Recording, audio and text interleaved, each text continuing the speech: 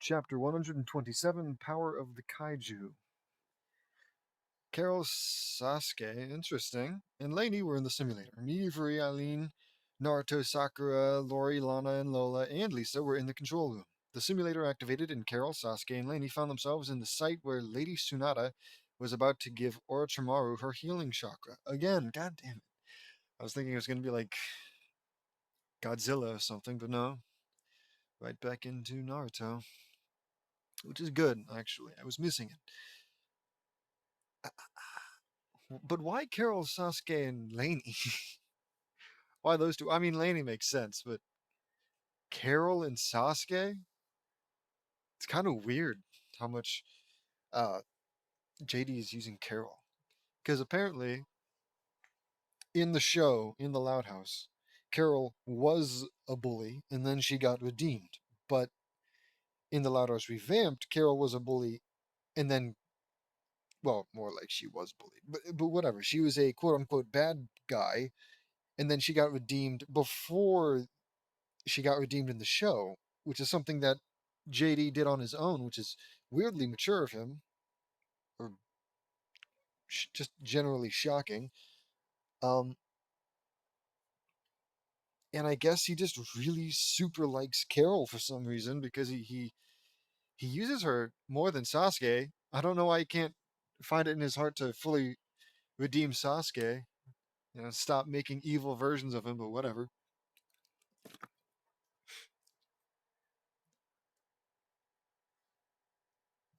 Because I feel like Carol gets used semi regularly, more than Sasuke, more than Woody. Whatever.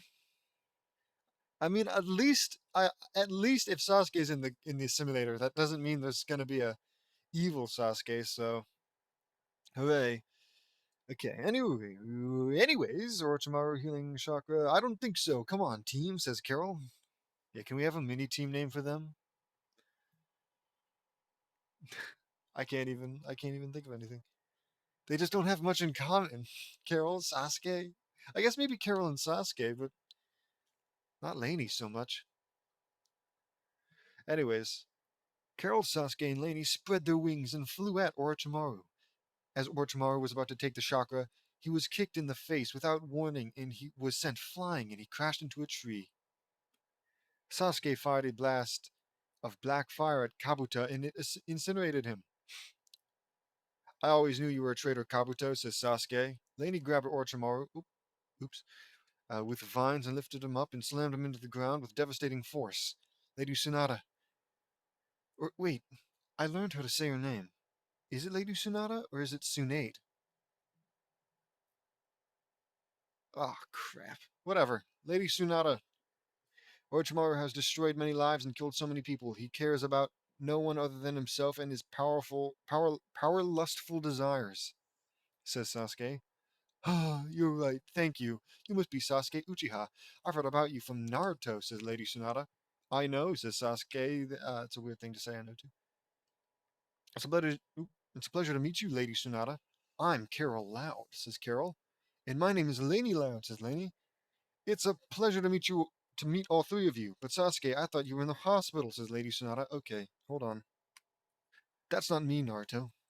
That version of me is my evil counterpart. So there is still evil Sasuke.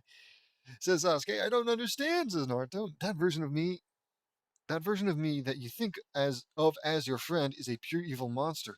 Everything you know about him is all lies. He's evil in its purest form. He doesn't even know what teamwork or camaraderie or the leaf. Oh, he doesn't care about teamwork. Whatever. He only cares about himself. Crying out. He hates Sasuke so much he has to get Sasuke to beat, insult, and speak bad about Sasuke. It's wonderful. It just puts a big old fat smile on my face. Naruto was shocked. He thought about how he will explain all of this to Sakura. Frankly, if like a friend of mine is in the hospital and I believe him to be my friend, and then out of nowhere my friend shows up and they say, "Oh no, I'm not your friend. I'm well, I get okay. I'm the good version of your friend, and your friend is the evil version." Like, why would I believe the guy who just showed up? I've known the other one longer, and I clearly it stated that Naruto believes him to be a friend. Why would you instantly believe the guy who just showed up? It's Skinwalker. That's what I'd think. You trying to lure me into the woods. Anyways, into the leave. It's kind of a Naruto joke. Dude, there are crumbs all over. Did I eat something in here? Whatever. Ugh. I live in filth. I live in squalor. Anyways, Naruto shot. I know what you're thinking. You're thinking how you want to explain this to Sakura. Oh, lucky guess. I will talk to her and explain the truth for you, says Sasuke. Thank you, Sasuke. I owe you one, says Naruto, who's taking it rather well. Shizune, we're going home. I've now seen the error of my ways, and Carol, Sasuke, and Lainey and here helped me realize what a fool I was. Kabuto is dead too, says Lady Sonata. Kabuto is dead? I knew he was a traitor to begin with, says Naruto, because of course he does, because, Naruto's so smart. Everyone's so smart. Come on, guys, let's go home, says Carol. Orochimaru got up and he was enraged. Wait, so you're just gonna leave him? Frankly, I would be pissed. You don't just kick me in the face and then leave. Like, let's go home. Let's warm up by the fire. Get some hot cocoa. Watch a movie.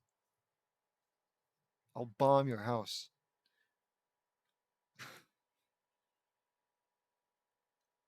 You're not going anywhere. You're mine, Sasuke, says Orochimaru. Not anymore, says Sasuke. Sasuke revealed that his curse mark was gone forever. What? That's impossible. The curse mark can't be removed, says Orochimaru. I'm not the Sasuke you marked. The one you marked was a Sasuke of pure evil, says Sasuke. So you are a Sasuke from a parallel universe, says Orochimaru. Lucky fucking guess.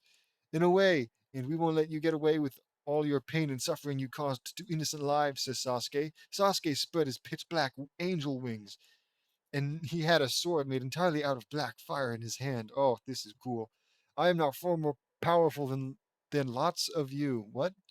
I am now far more powerful than lots of you. Watch. Is he trying to say like a lot of him combined? I'll assume so. Sasuke flared up a black Super Saiyan like aura, and storm clouds darkened the sky, and lightning struck everywhere. Ha! Yells, screams Sasuke. He became a super angel. Well, I didn't think that. I am a little shocked. Get ready, Orochimaru, for I am your angel of death, says Sasuke. Super Death Angel.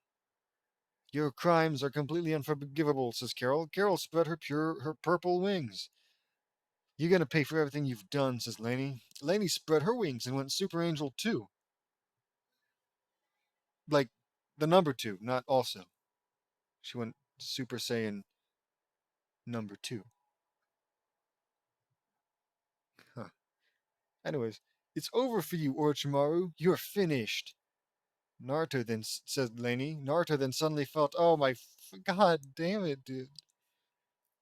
Like, how many times do you have to do this? Even when it's like, okay, it's a little bit different, we've got a bunch of characters who don't you. Well, I guess Lainey's kind of used regularly, but we don't see Carol and Sasuke very often, and we certainly don't see them teaming up. Not so it's like, okay, maybe it'll be at least somehow interesting or different, but no, it's the same. In a lot of ways, it's the same. In the ways that it matters, it's the same. Jesus, can you at least just do something different? Some other part of the story than like the three that we've seen. The exams, this fight with Orochimaru, and something else. I can't think of a third thing. It might only be two. Does fighting? Oh, what's the guy's name? Kakashi?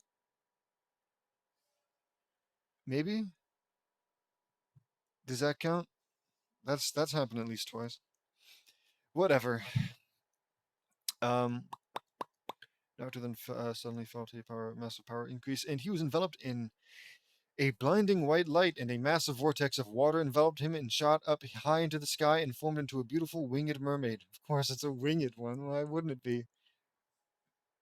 I guess technically, if mermaids are half fish, half man, it can just be half man, half flying fish. There you go. In case anybody was worried. How can you explain a winged mermaid? There you go. It's saying divinely in its beautiful aria was heard all over the five great nations, all over the continent. Massive energy spikes were rising at an astronomical rate. In the leaf, evil Sasuke woke up, and his curse mark was gone forever. No, my power is gone. Naruto, you will pay for this 1,000 times. I will kill you. How the fuck does he know it's Naruto? Maybe it's just his go-to when he's angry. He's just like, oh, something bad happened to me. Time to be angry about Naruto. Whatever. Says evil Sasuke. Snarls evil Sasuke. Sakura heard it, and she clutched her head in pain, and a memory-altering seal on the back of her neck disintegrated, and she was renewed, and she went to a nearby bench and cried hard. Naruto, I'm so sorry. Please forgive me, cries Sakura. I wonder how this is going to go, right? Because he always has Sakura fall in love with Naruto, even though Sakura, but prior to learning about how quote unquote evil Sasuke is in love with him. But now, I guess she understand. Maybe she doesn't know that Sasuke is evil yet. I do wonder though, will she wind up with Naruto because she just has to by JD's standard, or if she'll go with the quote unquote good Sasuke since, I mean, he's there. If you like Sasuke and then you realize he's evil, but then you also realize there's a good version of him, why would you switch to Naruto instead of the good version of Sasuke? Right? I hope that wasn't. No, whatever. Kakashi woke up and heard. Oh, hey, Kakashi. Woke up as he heard the aria. The area. And he realized he had been tricked by the civilian council and was forced to train evil Sasuke and only him. No more. I'm going to train my students all right. Uh, says Kakashi, I guess. Rock Lee was in rehab at the hospital, and he heard the aria and was fully healed in an instant. I'm all better. This is such a youthful development. Wait a second, says Rock Lee. Rock Lee performed fire-style jutsu and discovered that his condition was purely. I'm having a stroke. I don't have any water. Okay, I'll make it. Purely cured. I can now use jutsu. My condition is now cured, says Rock Lee. Hooray! Kushina Uzumaki who was in a coma at the hospital for 13 and a half long years, finally woke up. Naruto, where is he? Asks Kushina. Rin Nohara, who was in the Forbidden Scroll of Sealing, was released from it and was on the floor of the Hokage's office. When the water vortex faded, Naruto was forever changed. Oh, really? He had aqua blue highlights in his blonde hair, a blue sleeveless shirt, blue Anbu pants, blue combat boots, and he had blue angel wings. He also had the image of a winged mermaid on his back. That's so gay! There's nothing wrong with being gay. Control them. Oh, right. I feel incredible, says Naruto. Naruto, is that really you? Asks Jiraiya. Yes, Jiraiya sensei. Oh, maybe it's Jiraiya who I'm thinking of. Jiraiya or Kakashi. Yes, Jiraiya sensei, I'll explain everything later. Right now, we have a snake traitor to eliminate, says Naruto. You're right, kid. Let's go, says Jiraiya. Let's make this worthless lowlife pay, says Carol. Carol fired King Ghidorah's gravity lightning at Orochimaru, and it exploded when it hit him and hit when it hit his arms and blew them off. Ghidorah. Where's that from? I don't remember what that's from. Is it a kaiju? Fired Gravity lightning. Oh wait, isn't that what Carol got? Some kind of lightning superpower? Or am I nuts? I mean, this isn't. This is power of the kaiju. So yeah, I think Ghidorah is a kaiju. Maybe the turtle-looking kaiju.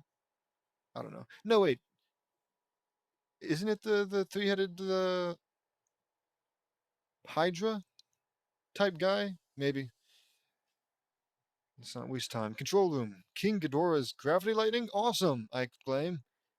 Ghidorah, the three-headed monster. Okay, so it is the Hydra. Is my favorite. That movie was made in 1964, says Eileen.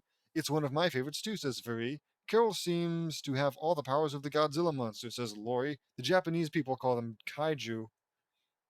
It's weird that they say the Japanese people. I would have just said the Japanese call them kaiju. It's not that big a deal, says Lisa. That's right, Lisa. The kaiju possess unimaginable power, and that's why they have enough power to destroy whole cities in a day.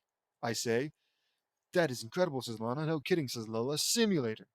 Laney fired plant barbs at Orochimaru, and they were coated in a powerful poison that was 500 million times more powerful than strychnine.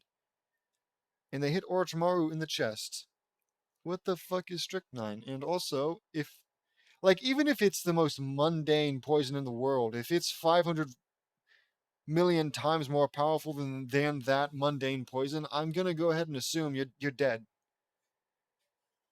Then again, I don't know about poison. I'm not a poisonologist, toxicologist. Is that all you're made of? Asks Orochimaru. Think again. Those barbs are poisonous, says Laney. Mwahaha. I'm immune to he coughs and gags in excruciating pain. What's happening to me? Asks Orochimaru. Those barbs have a deadly super poison that is 500 million times more powerful than strychnine, and there is no antidote. It attacks the heart and it spreads to the brain and kills you in 2 minutes. Okay, cool. Yeah, but that doesn't matter because he's immune to poison. He isn't resistant to poison. He says immune. There's a difference. One means, oh yeah, if a snake bites me, it'll only hurt a little. Immune means if a snake bites me, I'm fine. He can bite me a million times. It could be I don't know any poisonous snakes. It could be a black widow spider that bits me. Bits me? Oh, kill me. I could drink cyanide and I'll be fine. Is cyanide technically a poison? It has to be. I'm getting off track. Different. The fact is, he's immune, so he's fine. This can't be happening. I'm the immortal Orochimaru. I'm invincible, unless of course he's hyping himself up. He's hyperbole, over exaggerating his abilities. In which case, ooh, I'm invincible. Only I alone can unlock the secrets of nature, says Orochimaru. You are nothing, says Naruto. All you are is nothing but a bunch of talk, says Carol. Orochimaru then vomited extremely hard and out came a body, a summoning scroll, and his sword. The body was a girl and she had purple hair and purple clothes. Naruto picked her up and Carol picked up Orochimaru's sword. I've always wanted to be a sword master, says Carol. Well, that's not what fucking having a sword means. If you wanted to be a sword master, train with a sword. Don't just pick one up. Whatever. The snake summoning scroll. This was stolen from the leaf when Orochimaru when rogue, says Laney. Yeah, good work, Laney, says Jiraiya. Orochimaru was lying on the ground, completely lifeless, and his body dissolved into nothing until all that was left was his skeleton. Geez, that poison was enough to kill 50,000 people, and it completely destroyed him from the inside out. Yep. I don't think there are many poisons, though, that, disintegrate you, but whatever. Fuck it. No kidding, but I'm sorry, old friend. This is the price you have to pay for your selfishness and delusional ambitions, says Jiraiya. That poison was really powerful. Orochimaru was immune to almost all poisons, says Lady Tsunade. Tsunade? God, it's eating me up inside. But this one was something that he was not immune to, says Carol, stating the goddamn obvious. It's a powerful poison created with my plant powers. I call it Strychnine Omega. It's strychnine poison enhanced to the power of 1,000,000. That's deadly, says Lady Tsunade. Orochimaru and Kabuto both got what they deserved, says Shizune. Yeah, good riddance, says Carol.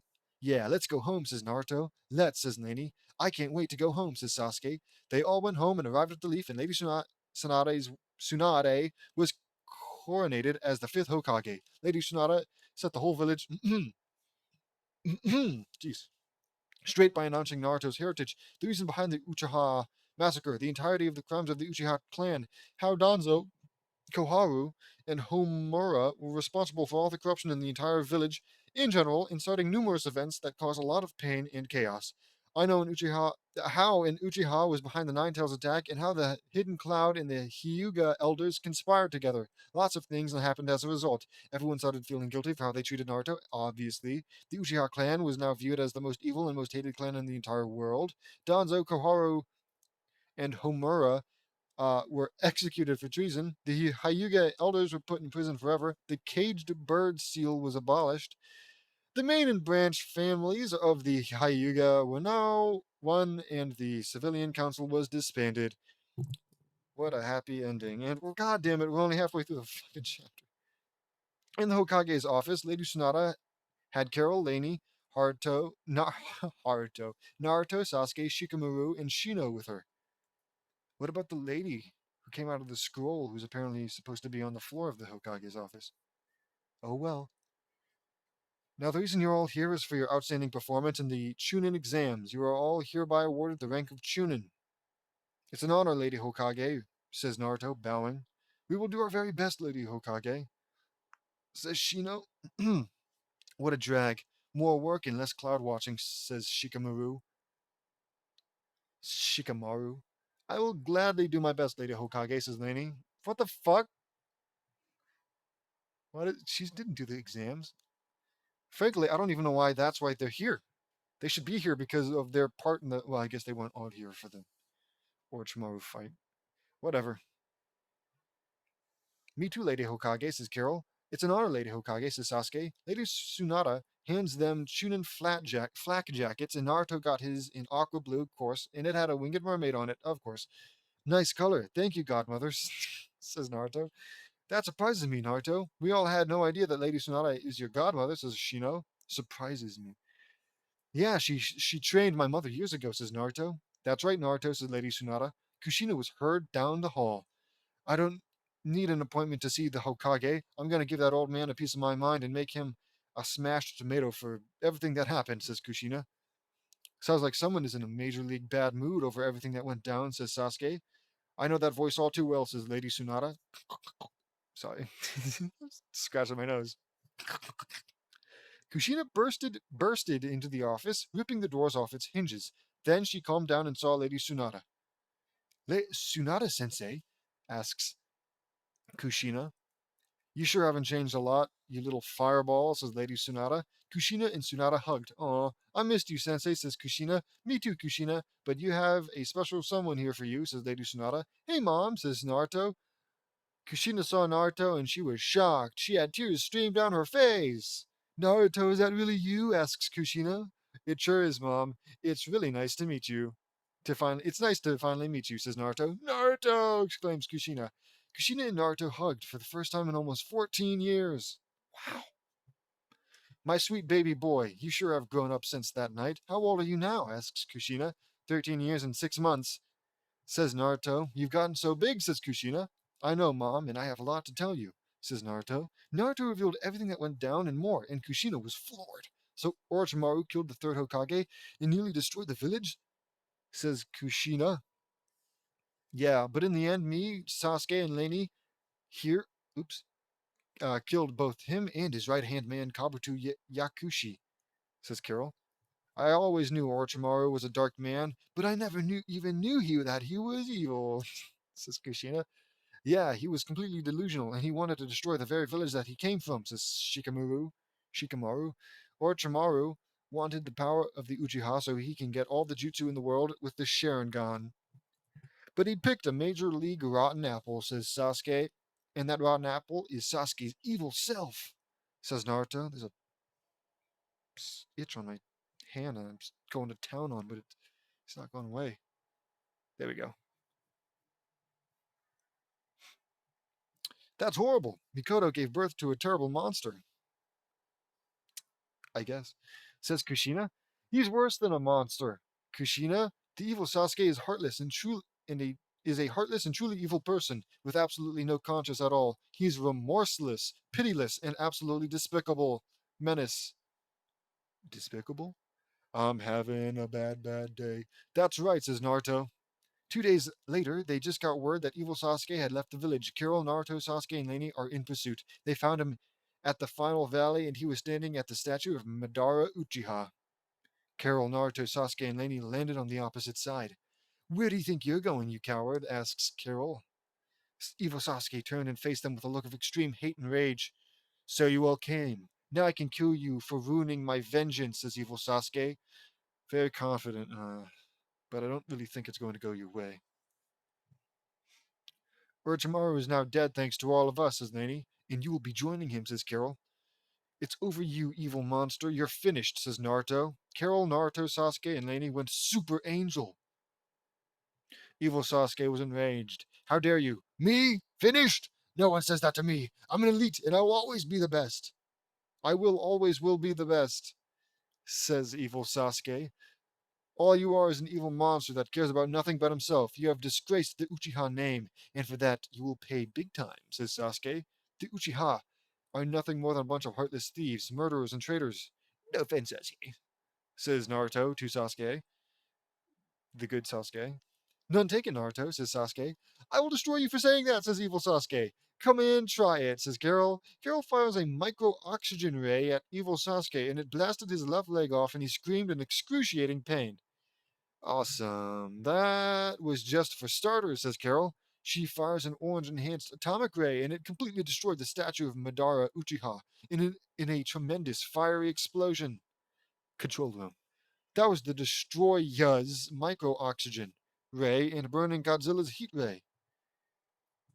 Scratch my nose in a non-disturbing way.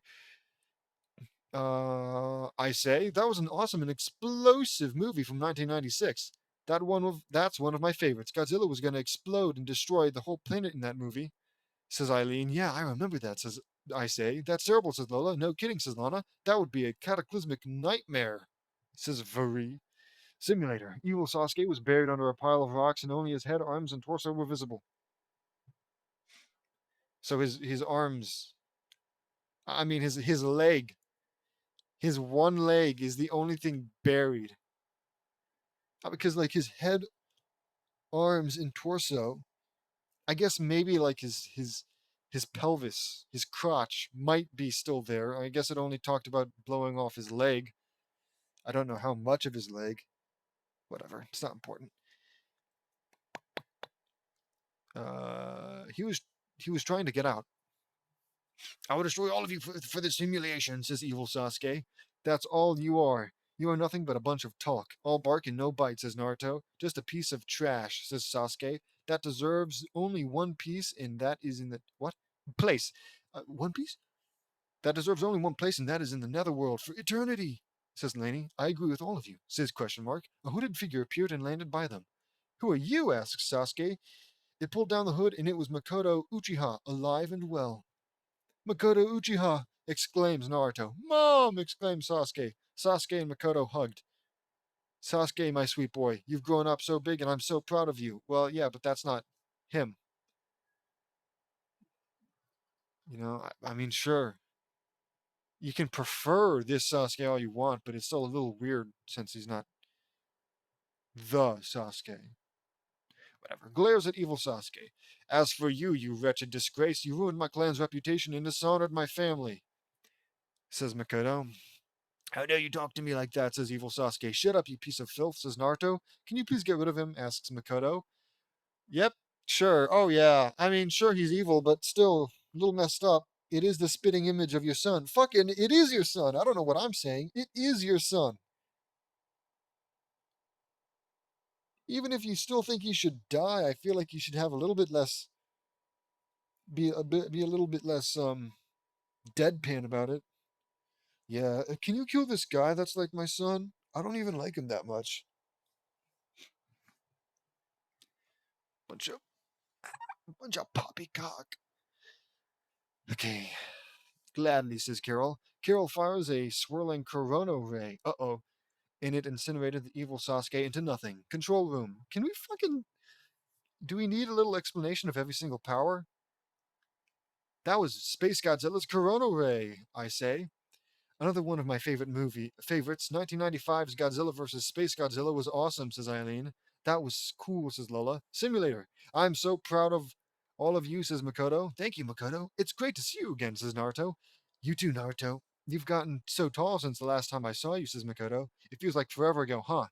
Asks Naruto. It sure does, says Makoto. Mom, Itachi was forced to kill the Uchiha clan against his will, says Sasuke. I know, son. He told me so himself, says Makoto. We're glad you're all right, Makoto. Sorry, I'm Carol Loud, says Carol. And I'm Laney Loud, says Laney. It's a pleasure to meet you both. Yes, I faked my death by putting a blood clone in my place 6 hours before the massacre, says Makoto.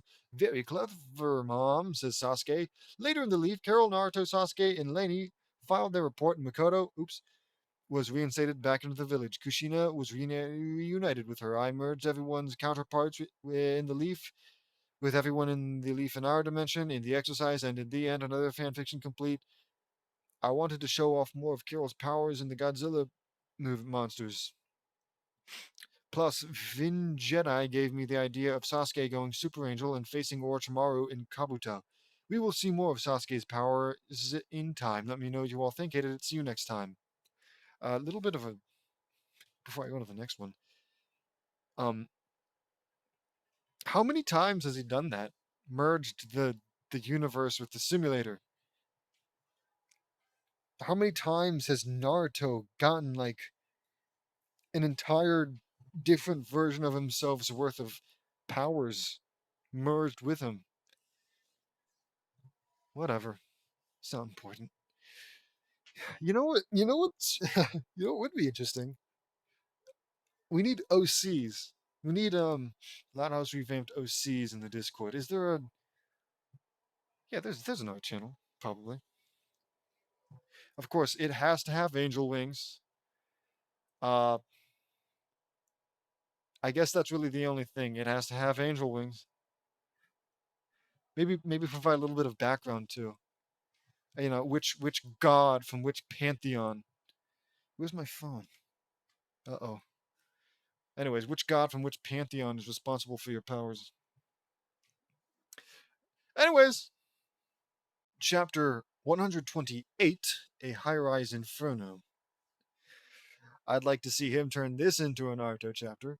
Me, Lola, Lainey, Lisa, and Lily were in the simulator. Marie, Eileen, Jerry, Jesse, Lori, Carol, and Sakura were in the control room. The simulator activated, and me, Lana, and Lola, Lainey, Lisa, and Lily found ourselves in San Francisco, California.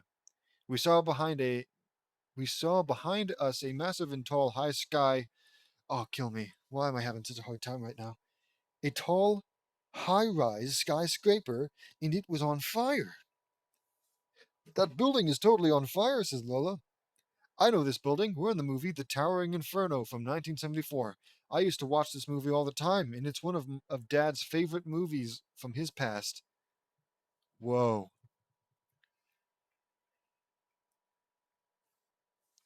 Wow, what's that movie about? Asks Lana. Laney. Oops. It's about a tall, super high rise, multi purpose building that is on fire because of faulty electrical wiring in a storage room on the 81st floor. This building is 1,800 feet high, and it was on the grand opening ceremony for the building, and it turned into a night of tragedy and the demonstration of the heroic actions of the firefighters. I say that's horrible, says Lily. If this building was set on fire because of faulty wiring, oops, uh, then that means that whoever built this sure had no idea what they were doing, said Lana. You're probably right, Lana, I say. Faulty wiring is a very proficient cause of electrical fires in buildings, and back in the 1970s, we weren't trained to fight high-rise structure fires of this kind, says Lisa. That's not right, says Laney. I agree. Also, the 1970s was known as the decade of the disaster movies. Earthquake, The Poseidon Adventures. I'm sorry, what is that noise? You probably don't hear it, but okay, ignore it. Where was I? Also, the 1970s was known as the decade of disaster movies: the earthquake, the Poseidon Adventure, Avalanche, Hurricane, the China Syndrome, and much more. Syndrome. But California has filmed more disaster movies than anyone else, says I say. That's really cool, says Lily. Neat, says Lana. Yeah, but let's help these people out, I say. Affirmative, says Lisa. Let's go, says Lola. Okay, we flew up and saw the building engulfed in flames and saw people were trapped inside. We saw an elevator go down the building and an explosion blasted the elevator off its track and the people inside knocked out the window and a woman fell out and Lana rescued her. Jeez Louise! Hey, I hate this. In case you're convinced I'm enjoying myself reading this. Uh, I do not. Are you all right, ma'am? Asks Lola. Yes, I am. Thanks to you, says Mrs. Mueller. My name is Lola Loud. Why do they always have to say their name? I guess it's so that they can get credit, so that people know that who the hero is. But frankly, I'd be more concerned with like getting her on the ground. Sooner you do that, sooner you can go back to helping people. But no, let's introduce ourselves first. Thank you, Lola, says Mrs. Mueller. Lola landed on the ground and Mrs. Mueller was safe. Good save, Lola. Now we got to help get those people in the elevator down, says Lily. Right, says Lola. Me and Lisa were on top of the elevator. It's hanging by its cable, I say. Yes, we're going to have to cut it and set the elevator onto the street, says Lisa. Got it, I say. I'll cut it with my cutting laser, and you lift it and bring it down to the street. Right, I say. Lisa pulled out a cutting laser and cut the cable. That did it. Okay, everyone, hold on tight, I say.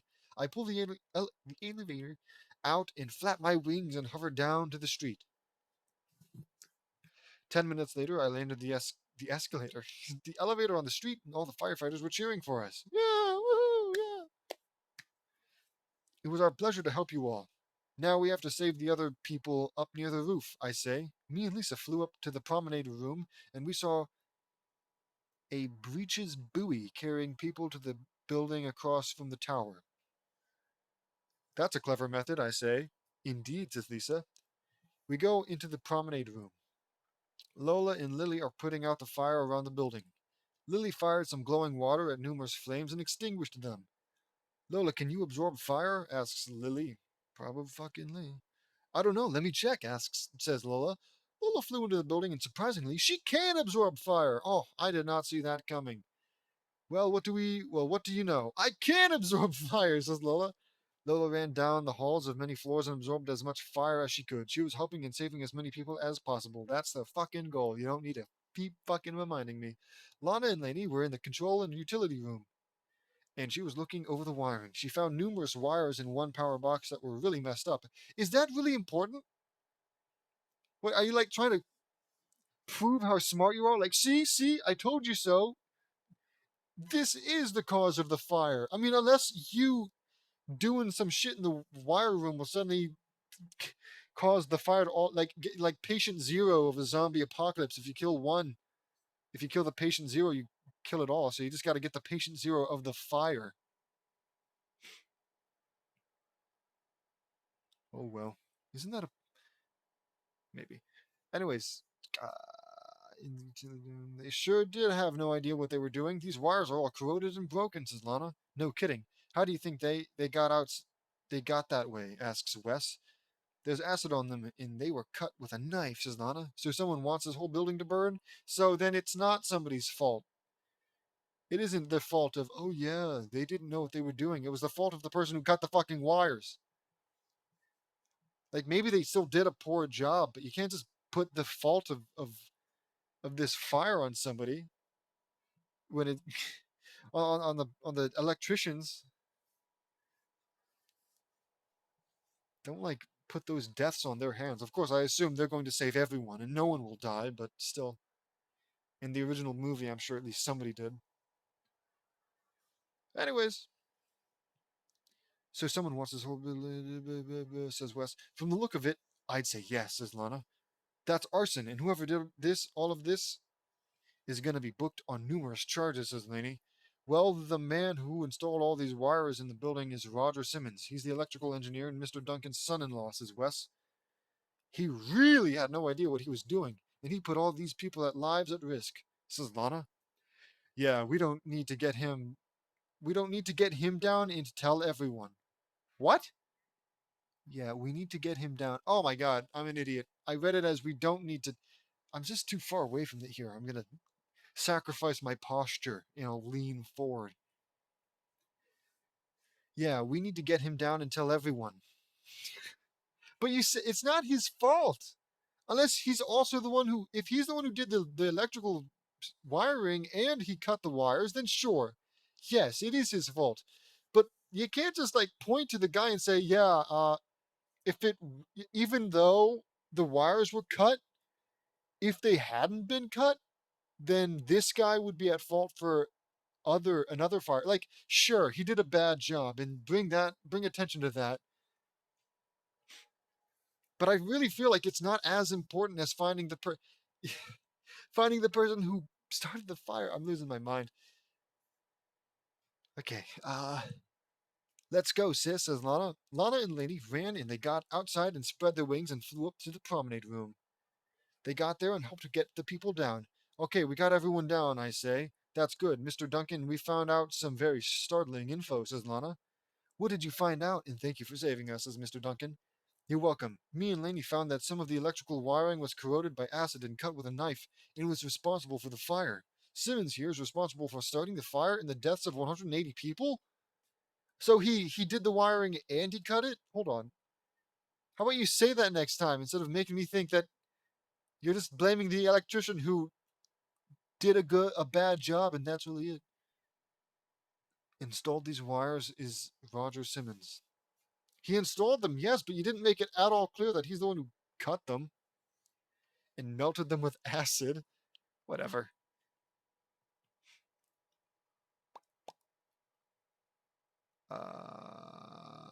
That's absurd, says Roger. It really quite is. Don't play games with us. We know you did it, Simmons. The writing is on the wall, says Laney. Yeah, I found this in your pocket as we were carrying you down, says Lana. Lana pulled out a bottle of sulfuric acid. Of fucking course she does. I will hang you for this, says Mr. Duncan, enraged. Mr. Duncan, he will face trial for his crimes. Right now, we need to investigate and see if any more wiring systems had been affected. This was done out of spite and hatred towards Mr. Duncan. I say, I have a feeling you're right, JD, and killing all those people might have been collateral damage, says Laney. Well, let's go, says Lana. We fly into the building and we did a thorough sweep of it and saw that all the electrical and junction boxes all over the building have corroded wires, and it was the reason why the sprinkler system doesn't work. This is worse than we thought. Simmons probably wanted Duncan dead so he can get all of his money, says Lana. I'm losing my mind. You're right, Lana, says Laney. Lana and Laney report their findings, and the police booked Roger into the jail without bond. His trial began, and lots of witnesses came forward. The trial lasted for 2 days, and Roger Simmons was found guilty on all charges, including first-degree murder, first-degree manslaughter, and aggravated arson. Arson, isn't aggravated with two G's? I don't care. He was immediately sentenced to death. Great. Lainey, Lana, and Lola, me, Lainey, Lana, and Lola, and Lily got our pictures in the paper, and it said Heroes of San Francisco High Rise Fire. Roger Simmons was executed the following day in the gas chamber. What? Is the movie like also taking place in an alternate timeline when Nazi Germany won World War II? What happened? What? Has that always been a thing? Execution by gas chamber? I know lethal injection. I could even understand like firing squad, but lethal injection, gas chamber, electric chair, sure, but gas chamber, whatever. The exercise ended, and we went into the kitchen for dinner. The end. Another fan fiction complete. I wanted to do a chapter based on the Towering Inferno from 1974. This was a wicked movie back then, and it was a big hit back then. It's one of my dad's movies from his past, and it was awesome. How scary would it be to be stuck on an 800-foot high skyscraper while it was on fire? It would be a total nightmare. Almost all the stars in that movie are stars in that movie are all dead. Paul Newman, Steve McQueen, Ka-chow, William Holden, Frey Dunaway, Richard Chamberlain, Susan Blakely, Jennifer Jones, and even O.J. Simpson starred in that movie. Uh oh. Uh oh.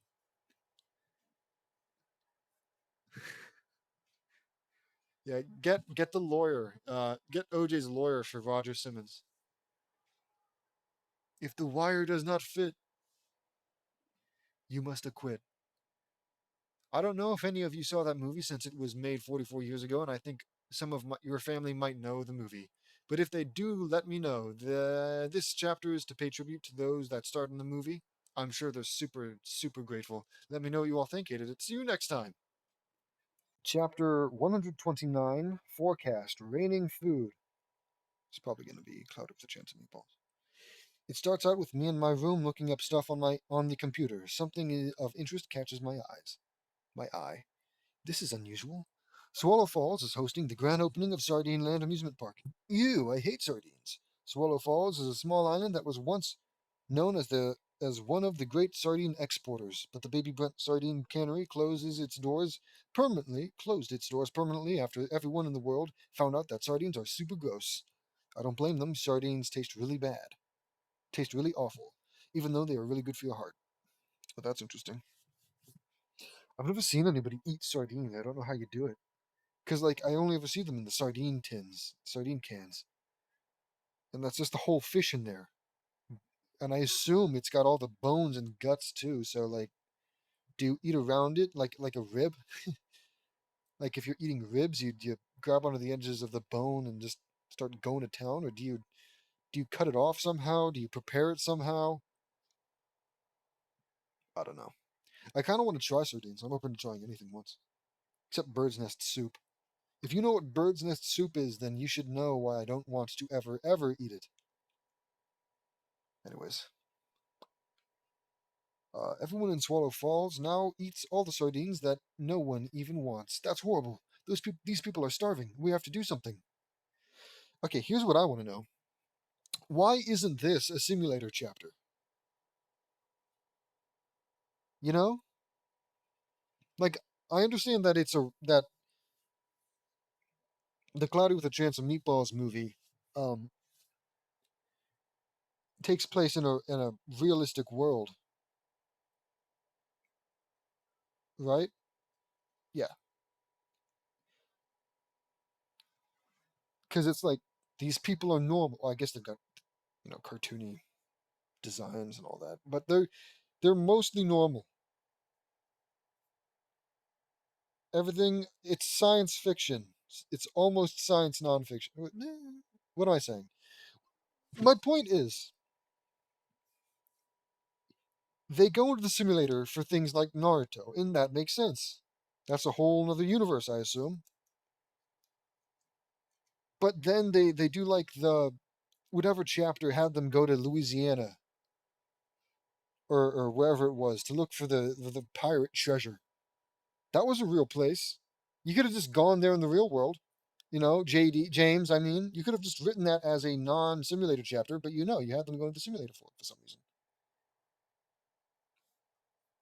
Okay, but why not this one?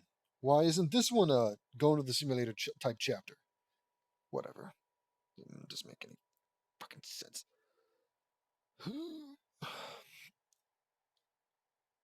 Anyways, 5 seconds. And this is a long one too. Oh, I got up and slid down to the living room. Marie, Lucy, Anastasia, and Lainey were reading books. Lana, Lincoln, and Linka, Lily, and Gabriella were playing video games. And Naruto, Sakura, Fu, Lady Sunada, Young, Luna, Luann, Eddie, and Lori were playing card games. Guys, we have an island in troubles, I say. It's not really in trouble. In the movie, they were fine. I mean, life was bland, but they were fine.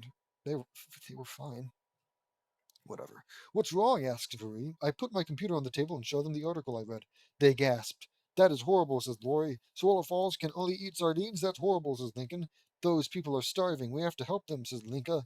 Yeah, I love sardines, but those people need our help, says Lenny. Lenny likes sardines? Cool. Now you know. I agree. Nobody should ever have to eat the same thing over and over forever, right? Unless it's sushi. I mean, I guess if it's one type of sushi, I'd get sick of it. But only after a while. Again, forever, right? Asks Fu. That's right, Fu, says Sakura. That can get pretty boring from time to time, says Lucy. Yes, it can, dudes. We have to help them out, says Luna. All right, everyone, let's roll, I say. Me, Free, Naruto, Sakura, Fu, Lady Tsunade, Young, Luna, Gabriella, Luann, Eddie, Lincoln and Linka, Lucy, Lainey, Anastasia, and Lily were off to Swallow Falls. My nose is killing me today. When we arrived, we saw that the whole town was gloomy. This place spiraled downhill fast, I say. I can't believe the mayor is not doing anything about all of this, says Lori. I mean, technically, he is trying with Sardine Land. Frankly, the mayor is a bad guy, but not for being a bad mayor. More like just being an idiot who can't see the consequences of his actions. All right, he did the best with what he's got. Right, Sardine Land. Well, what the hell else is he gonna do? Swallow Falls ain't got nothing else. If he just learned moderation, then Flint Lockwood wouldn't have destroyed the entire. Well, he and Flint Lockwood wouldn't have destroyed the entire island. Spoilers, by the way. Should I start putting spoilers for chapters going into movies and shows? Uh, maybe, but I probably won't. And even if I did, I'd forget soon after.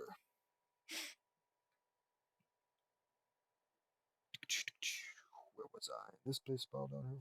Doing anything about this? Either the mayor is one lazy slob or he just doesn't care, says Anastasia. I think it's option two, Anastasia, says Laney. I may enjoy times of darkness, but this is just too dark for my standards, says Lucy. I agree, Lucy, says Naruto. We got to help all these people, says Sakura. Yeah, says Lincoln. I'll get us started, says Laney. Laney places her hand on the ground and lots of fruit and vegetable trees grow instantly near all the buildings, says Laney. Great job, Laney, says Vuri. Thank you, says Laney. I see someone heading to the docks. Look, guys, he sure looks down, I say. Yeah, says Vuri. Let's cheer him up, dude, says Luna. We go over to the docks and we see the man sitting on the ladder, sad. Are you okay? I ask. Yeah, I'm all right, says question mark. You don't look all right to me, says Laney. I'm trying to find a way to help my home by inventing a machine that turns water into food. But it went up into the sky, says question mark. That explains the rainbow smoke stream that we saw when we arrived. We should introduce ourselves. I'm JD Knutson, says JD Knutson. As I say, JD Knutson, the JD Knutson? Oh, here we go. The famous multi-billionaire hero who saved all of Michigan from the ruthless Black Daffodil Gang? Still, somehow one of his most notable feats. I don't get it. Says question mark. That's right, I say. It's such an honor to meet you. I'm Flint Lockwood, the local inventor. Says question mark. I guess we still don't know his name. It's a pleasure to meet you, I say. Same here. I'm Vuri Knutson, JD's fiance, says Vuri. Oh, God. Everyone's gonna get their fucking introductions in. I'm Naruto Uzumaki Namikaze, JD's adopted younger brother, says Naruto. I'm Sakura Haruno, says Sakura. I'm Fu. I don't have a last name, says Fu. I'm Tsunade Senju, the granddaughter of the first Hokage, says Lady Tsunade. I'm Lincoln Loud, the only son of the Loud family, says Lincoln. I'm Linka Loud, Lincoln's twin sister from the parallel universe, says Linka. I'm Luna Loud, the rock star. It's a pleasure to meet you, dude, says Luna. I'm Gabriella Elizabeth Loud, explorer and adventurer, says Gabriella. I'm Luna Loud, the jokester. Luann Loud, the jokester and comedian, says Luann. I'm Eddie. Luann is my girlfriend, says Eddie. I'm Lucy Loud, the dark goth, says Lucy. I'm Anastasia Nico. How have I never said this name before? Nikolaevna Loud, says Anastasia. I'm Lainey Loud, bookworm, gardener, and psychologist in training, says Lainey. Wasn't she supposed to be an artist? And I'm the youngest of the Loud siblings, Lily Loud. I'm 15 months old biologically, but when I get my powers, it made me look like I'm 10 years old. I think you should say 15 months old chronologically, because I'm not sure if a 10-year-old, because you've got the 10-year-old body, but if you're 15 months old biologically, does that mean you got a 15 month old heart and stomach and you know other important other important organs? Don't know why that took me, but yeah. I don't know if a 10-year-old body can be sustained by a 15-month-old biology, but whatever. It's a pleasure to meet you all, says Flint. So you were inventing a machine that can turn water into food? That is so cool, says Vuri. Yeah, but I lost it, says Flint. Here comes someone, says Lucy. We saw a girl down in the dumps. dude. Sam Sparks is a baddie. Sam Sparks. Where was I? Anyways, yeah, but I lost it. Here comes someone we saw go down the. Miss, are you all right? I ask. Yeah, I'm fine, but my whole career was ruined by some crazy jerk with a homemade rocket. Says question mark. That was an accident. Flint Lockwood here is trying to help his town here with a cool machine. Says Marie. That's cool. Well, isn't she forgiving? Her whole career ruined, but hey, who cares? Sorry, I'm Sam Sparks, says question mark. My name is Marie, says Marie. It's a pleasure to meet you, Sam. I'm JD Nuts, and fuck me, are they gonna do it all again?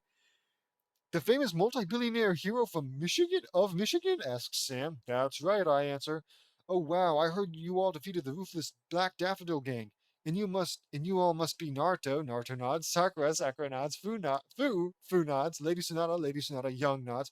How the fuck do you recognize a young Lady Sonata? Who cares? Lincoln and Linka, they nod. Luna nods and gives the rock on hand sign. Gabriella nods. Luann nods. Eddie gives her the thumbs up. Lucy nods. Anastasia nods. Laney nods. And Lily nods. Lily nods. Says Sam. Wow. She must be a fucking super fan. That's right, says Laney. Incredible. I've heard so many good things about all of you, says Sam. It's mutual, says Marie. Fuck you mean it's mutual? Before she was a reporter reporting on um Swallow Falls, she was just like an assistant or a secretary or some shit in a local newsroom. How the hell do you mean it's mutual? What the hell has she done that you know about? And if you do know about anything she's done, that's weird. How do you know that? Whatever. Uh, Flint, what is wrong with your feet? Asks Sam. Spray on shoes. They don't come off, says Flint. That's interesting, I say. That's really cool. I thought something was happening to you, says Lenny. Cool, says Sam, grabbing Flint's foot. This could solve the untied shoes epidemic. Untied shoes epidemic, I ask. It's a slang term for a nasty epidemic of shoelaces. It's really quite obvious, dude. Whatever. That have been coming undone all the time without many people noticing, says Laney. Oh man, I hate it when that happens. Good thing I tie my shoes and zip up the shoe. No, I don't think JD wears shoes with laces. I think he's Velcro all the way. Anyways, oh man, I hate it when that happens. Good thing I have on black combat boots that have a zipper on the shoelaces. So cool. That's interesting. What are these spray-on shoes made of? Some kind of elastic bipolymer adhesive? She doesn't even do a question mark. She's just stating it. Says Sam. Flint was struck by Cupid's arrow, and when he heard her say that. Yeah, exactly, says Flint. That's an interesting chemical composition. From the looks of things, I can tell that Flint's feet have had those on for a long time. You know, I've never understood how the hell uh, Flint Flint's feet got bigger. How did they grow inside of the spray-on shoe? Does the spray-on shoe grow with the feet? Maybe. I guess that's the only realistic, the only possible explanation. Uh, for a long time, I pull out a chemical case and pick a chemical. This should do it. Acetone. Oh, kill yourself. I'm sorry, but this, yeah, you think because Flint is smart, all right? Unwise, sure, but smart still. I'm sure he would know. Oh, whatever. I splashed on Flint's feet, and the spray on shoes melted off, and Flint's feet were finally free for the first time in 15 years. Do you think it would smell? Who cares? In 15 years. I'm finally rid of those shoes. Thank you, JD, says Flint. You're welcome, Flint, I say. I think I have a replacement pair of shoes in your size, Flint, says Lenny. For some fucking reason, she just has Flint's fucking shoe size in her backpack. Lenny looked through her backpack and pulled out some shoes that are his size. Here you go, says Lenny. Wait, Lenny, let him wash his feet off before we put them on, says I say. Good thinking, says Lenny. Steve, says Steve. Is that a monkey thought translator? Asks Sam. Steve, says Steve. That is really cool, says Laney. Thank you, Laney. But I don't like this thing on my head, says Steve. What? Steve, what? He doesn't speak in such fluent sentences, complete sentences. He's like, It's usually just one word, maybe a few if we're lucky. Let's get it off you then, says Laney. Laney has the power to talk to animals. Oh, is that what it's doing? How about you do like little parentheses then that says to Laney to imply that Steve is talking to Laney? Too much thought process, I guess. Laney has the power to talk to animals. I say, that is cool. Flint, did you make that? Asks Sam. I sure did, says Flint. Then we heard something splashed into the water. We saw it was a pickle slice. A pickle slice? I ask. Where did that come from? Asks Lincoln. Something splats me in the right cheek. I lick it with my tongue. Mustard? I ask. Mustard.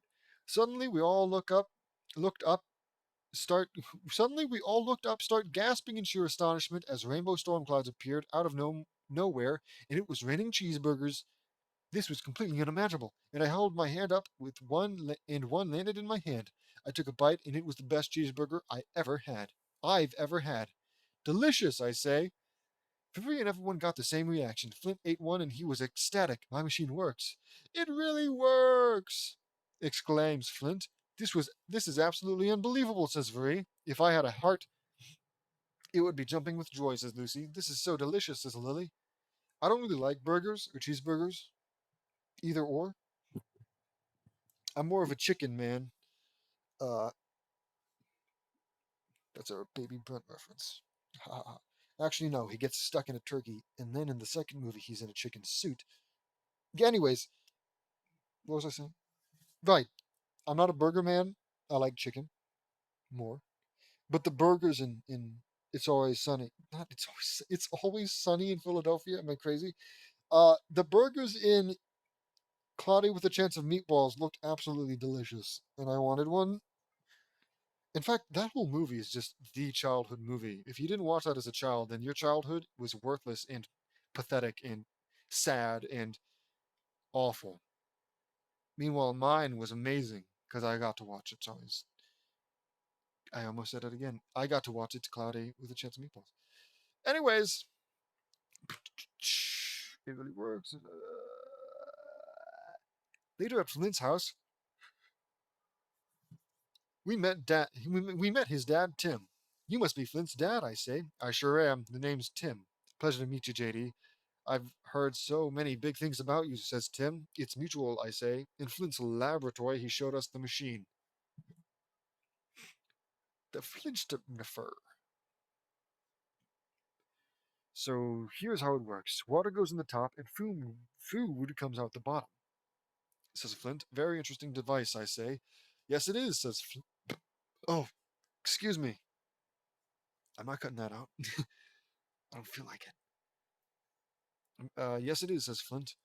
So when you shot it up into the stratosphere, you figured it would induce a I'm just having such a hard time reading. No more mistakes. Every time I make a mistake, I'll slap myself across the face. I was gonna say read an extra chapter, but I don't want to do that. Anyways, no more mistakes. So maybe I'll slap myself if the first one hurts. I'm gonna regret this. So, when you shot it up into the stratosphere, you figured it would induce a molecular phase change in the vapor from the cumulonimbus layer. That's actually, says Sam, that's actually not. It's got to be a big mistake, not a small one. That's actually a very smart observation, says Flint. I agree. Most of the Earth's water vapor in clouds are up in the stratosphere, I say. Well, yeah. Yeah. Where else would it goddamn be? That's right, says Laney. But for that to work, wouldn't it need a huge amount of electrical energy? Asks Marie. That's right. My house didn't have enough, so I had to use the town's electrical power plant, says Finn.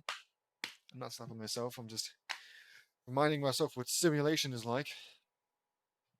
It's a question, right? Would you rather feel pain for the rest of your life or be locked in a room? Would you rather be locked in a room where you're in pain for the rest of your life or locked in a room where you feel nothing? And sure, you might think you want to feel nothing, but after a while, you become so numb or you go crazy with a lack of sensation that you want to feel pain. You want to feel anything, even if it is pain. So yeah, I'd rather be in the room with pain than in the room with the Loud House Revamped. Is the point I'm trying to make. And I've lost my spot here. I can't really stop myself as well as I thought. Ow.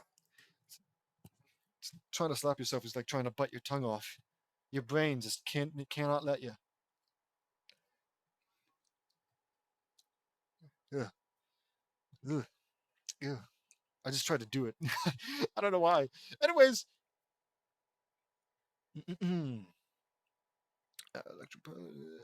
that explains what that rainbow smoke stream was when we got here. I say. You already said that. Yeah, says Luna. The machine uses a principle of hydrogenetic mutation. Water molecules are bombarded with microwave radiation, which mutates their genetic recipe into any kind of food you want, says Flint. Wow, that's interesting, I say. That is so cool, says Laney. This is all too complicated for me, says Lucy. So, pizza?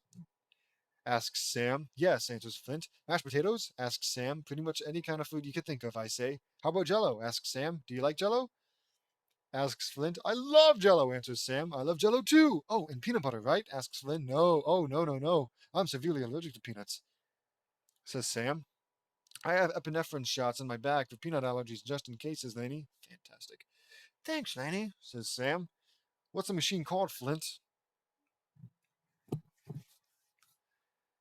I wonder why he only did part of this little interaction. It was one of the funniest parts of the movie. Funnier. There's a lot of funny parts in the movie. Oh well, probably doesn't translate too well into writing form. Anyways, what's the machine called, Flint? Ah, here we go. I ask. Oh right, it's called the Flint Lockwood Diatonic Supermutating Dynamic Food Replicator, or for short, the Flidsniffer. Flidsniffer. Flidsniffer. So says Flint. That's a mouthful name, but I like it, says Furry. The short name is hard to pronounce. I would have picked a simpler name like the Flint Lockwood Fooderizer. That sucks. the Fliff. The Fliff. It's the worst name ever, and I hope you die. I say, that's not a bad idea. Thank you, says Furry. You're welcome, I say. But the Flitzdiffner is so much funner. Whatever. This is a really interesting device. But can you communicate with the machine to make it rain more food? Asks Lincoln. Scratch my nose. I can't yet, says Flint. Later, Flint built a radio antenna that will contact the machine. Just like that. He typed in a program and it was fully operational. We have a radio antenna for the machine, I say. Yep, what do you guys want for breakfast? Asks Flint. I would like just fruit, says Steve.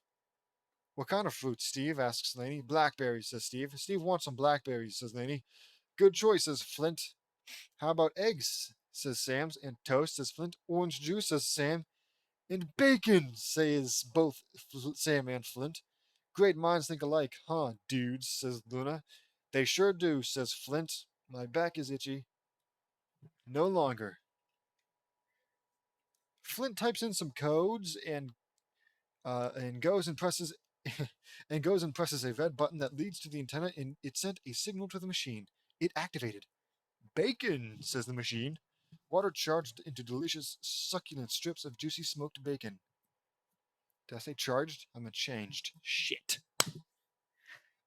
This is a bad idea. Leslie goes Leslie Gore's Sunshine. Sunshine, lollipops, and rainbows place. We were having a blast catching and eating our favorite breakfast. The mayor of Swallow Falls came to us and formed a special plan, and it was a genius one. Over the next 3 weeks, we were making it rain lots of different food, and then some. I don't understand. They were criticizing him not long ago. I mean, it is not a bad idea, mind you, in moderation. But it's weird that they just go along with it so easily, since they were talking shit about him so much. Sunshine, lollipops, and rainbows. Do do do do do do do do do do do do. It's Always Sunny. God, I keep doing that. Cloudy with a Chance of Meatballs is one of the movies I love to watch while I eat food because I don't know.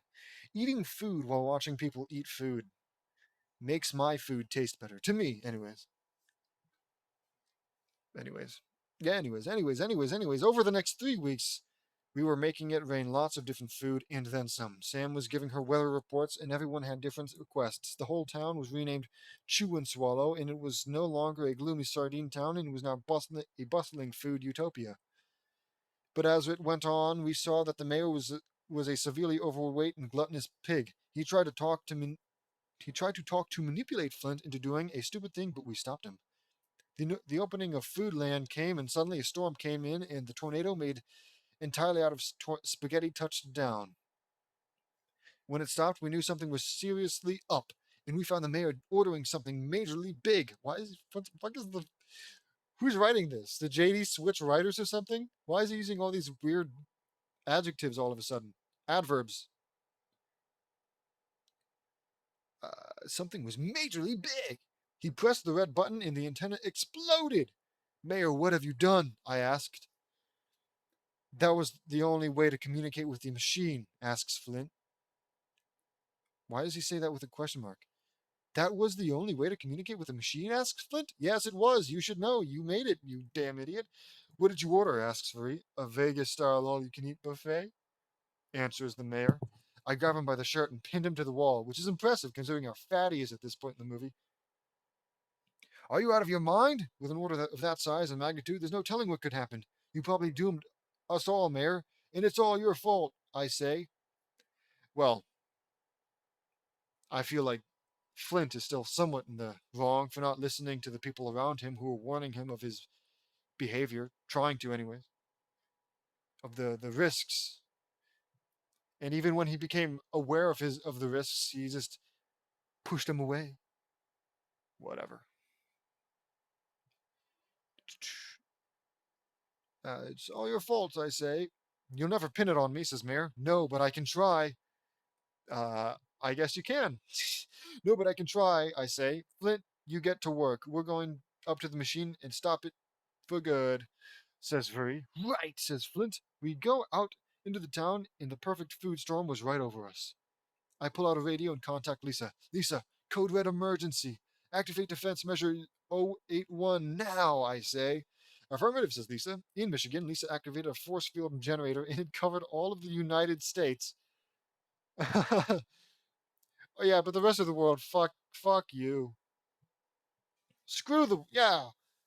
What else gets ruined? The Great Wall of China, the Eiffel Tower. I'm sure I'm forgetting one.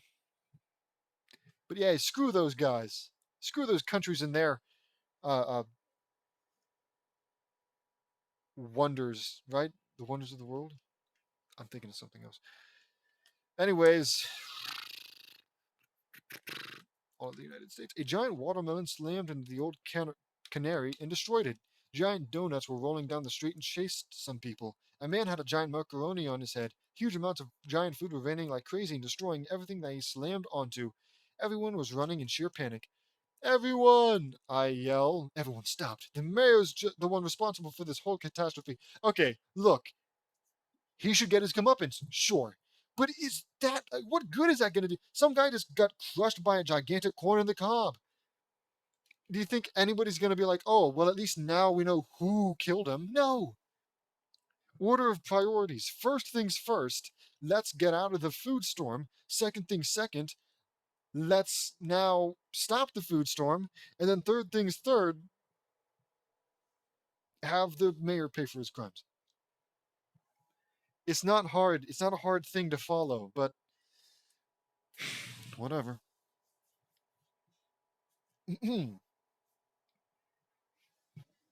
What was I? The mayor was the one responsible for this whole catastrophe. He put an order on Flint's machine for a Vegas style all you can eat buffet because for the entire planet. And because of that, oh, hiccup. Maybe it's just one. Because of that, the entire planet is now in grave danger, and we can't let him get away with this. That's right, but we'll worry about it later. We have to evacuate the island, says Vree. Yeah, Earl, you tell everyone what to build and more. Earl is such a treat. Love that guy. I love Tim, too, Flint's dad. You tell everyone what to build and more, says Lincoln. You got it, Lincoln. Flint may have been. Oh, my bad. Already.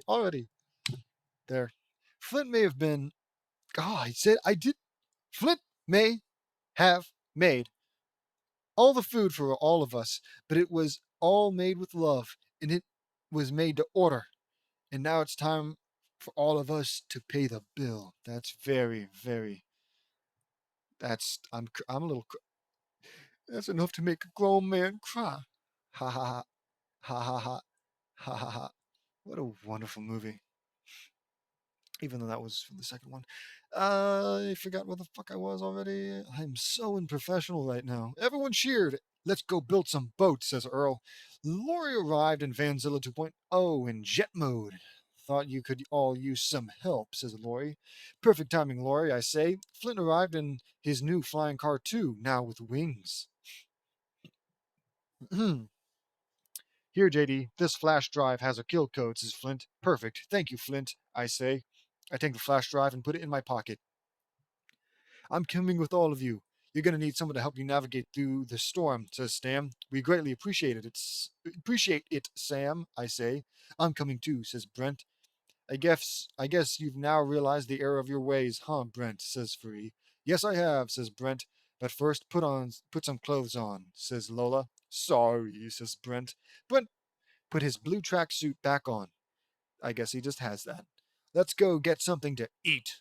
Rimshot. Get it? Ha ha ha ha ha ha, says Luann. Me, Eddie Flint, Sam, and Brent laughed.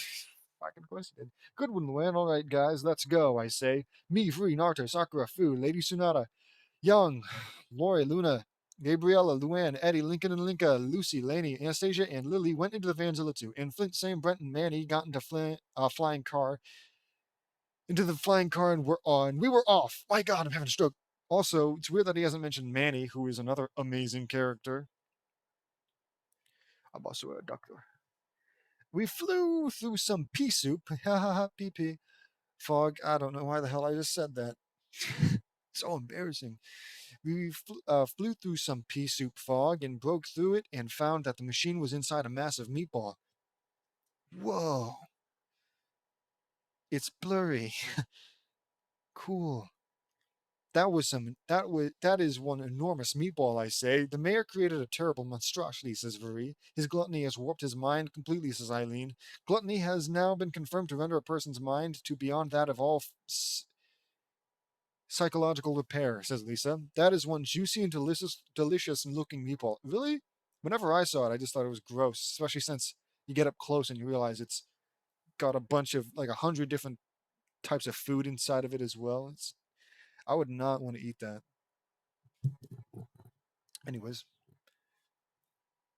I don't think that's just a meatball, guys. Take a closer look, says Sam on the radio. We got closer and saw the meatball was actually a giant mass of numerous kinds of food. Okay, well, it's all lots of giant food put together, says Carol. Unbelievable, says Linka. This is the result of one's own gluttony gone wild, says Fu. No kidding, says Eno. I can't believe the mayor. Jesus. Now you got Flint, directing blame. Yeah, it was all the mayor's fault. Like, even if just for a second, JD could put in a line of like Flint being like, oh, I can't believe I was so blinded. For as smart as I am, I sure am dumb sometimes. Shit like that. Anyways, I can't believe the mayor, says Flint on the radio. He will get what's coming to him when we're finished here, says I say. As we got closer to the meteoroid, Pizza Slice missiles went after the flying car too. Anybody order pizza? Asks Sam. Not me, says Luann.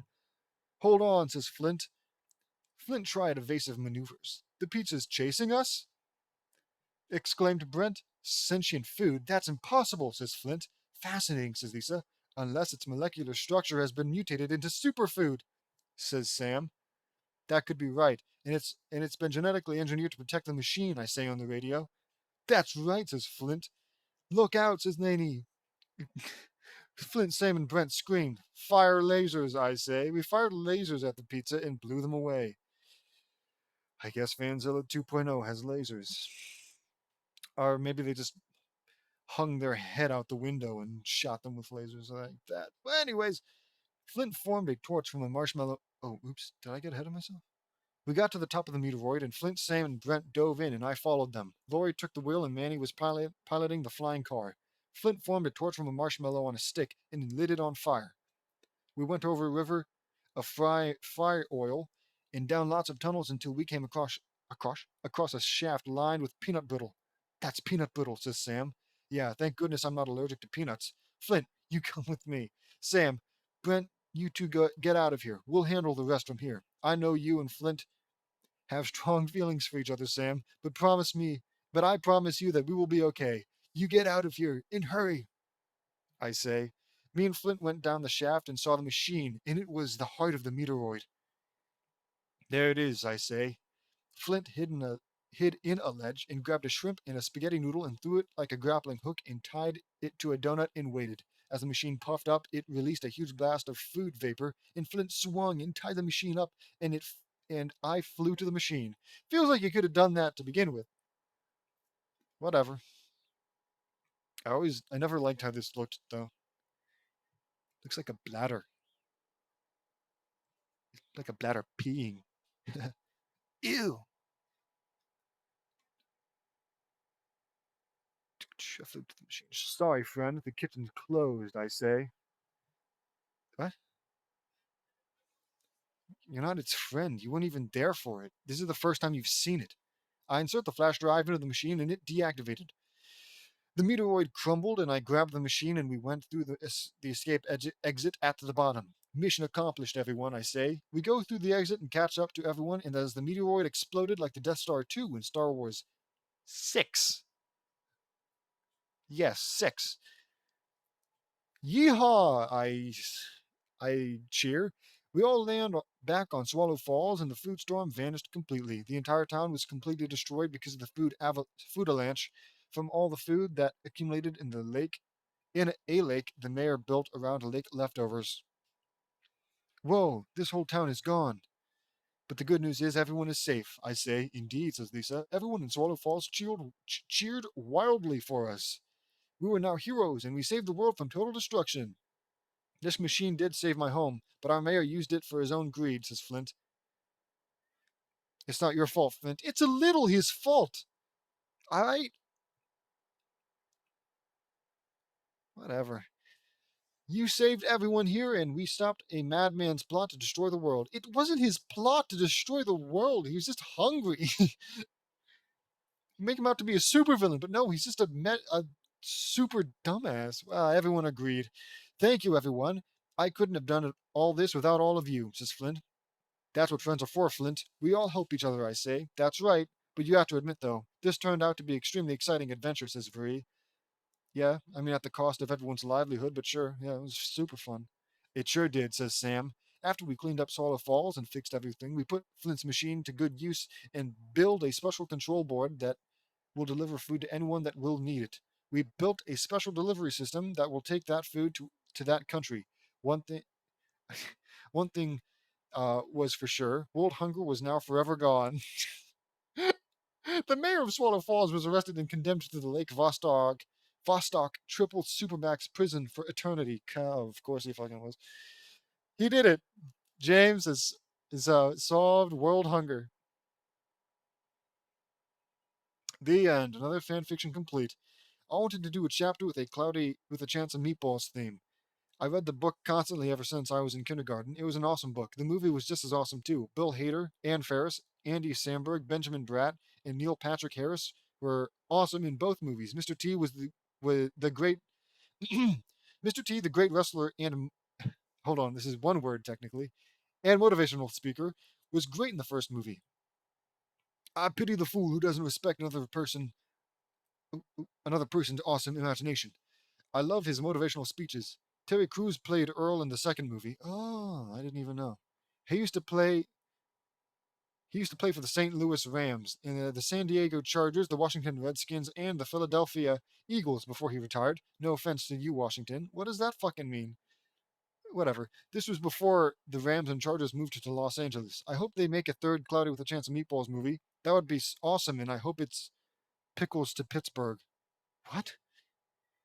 But we'll have to wait and see. The second movie was a really unusual one, but it was awesome. The food became food animals, and that was really cool. The battle had somewhat of an Avatar speech to it in it, and that was cool. The and that was cool.